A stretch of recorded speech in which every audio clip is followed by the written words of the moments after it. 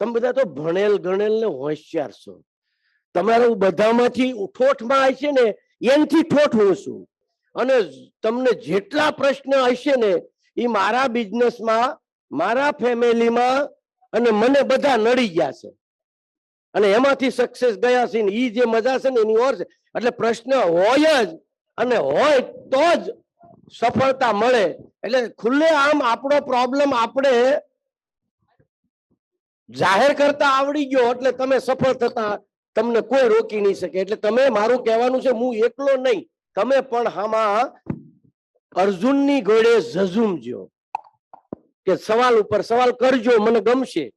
તમે એવું નહીં સમજતા કે અવડા મોટા માણસને હું તમારાથી, તમે બધા તો ભણેલ ગણેલ ને હોશિયાર છો.